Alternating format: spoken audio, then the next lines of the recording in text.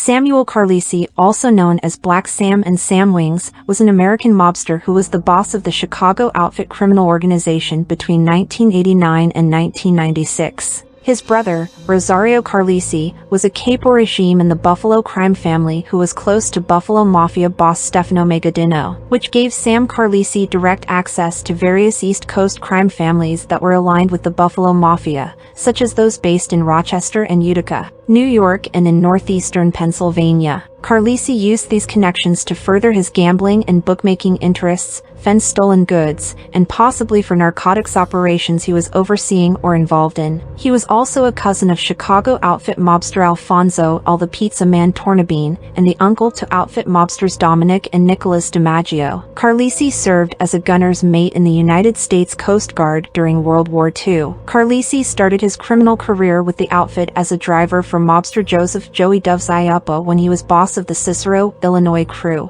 He earned his nickname Wings for his ability to elude police cars and efficiently chauffeur fellow mobsters around Chicago. Carlisi became a crew chief, overseeing the outfit's rackets on the west side of Chicago. When Iappa was convicted in 1986 for the skimming of the Las Vegas casinos, Carlisi was his replacement and frontman. When Joseph Ferriola became the outfit's boss, Carlisi served as his underboss. This followed the murders of Michael and Tony Spilatro, in which Carlisi had allegedly been involved. After Ferriola was diagnosed with cancer, he assigned the day-to-day supervision of the outfit to Carlisi. After Ferriola died, Carlisi became the new boss. In December 1990, Carlisi bought a 2,500-square-foot home in the Tequesta Point neighborhood of Weston, Florida, where he lived in a home that was listed in the name of his wife, Suzanne. Then, in January 1991, he reportedly went into semi-retirement in South Florida. On January 10, 1992, Carlisi was arrested by agents of the FBI,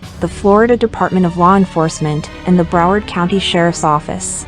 He was one of 10 men named in a 15-count federal indictment alleging that he had approved a failed attempt by the outfit to take over the management of a legal Rincon Indian gambling hall near San Diego, California. The FBI in San Diego had built the case via wiretap recordings from dozens of locations. Carlisi's trial ended in a hung jury, although 8 others were convicted in the case. On December 15, 1992, Carlisi was arrested by the FBI on various charges at O'Hare International Airport in Chicago as he boarded a flight to Fort Lauderdale, Florida. He was denied bail as he was deemed by a judge to be a flight risk. Following a lengthy trial, Carlisi and several underlings were convicted in December 1993 of mob racketeering, loan sharking, and arson in connection with an illegal gambling business in the Chicago area and the west suburbs. Convicted with Carlisi were his chauffeur James Little Jimmy Marcello, Anthony Zizzo, and Anthony Chiaramonte. He was found to have ordered the thwarted murder of outfit associate Anthony Dadino over concerns that Dadino may cooperate with authorities. He also ordered another associate, Lenny Patrick, to carry out an attempted bombing on the Lake Theater,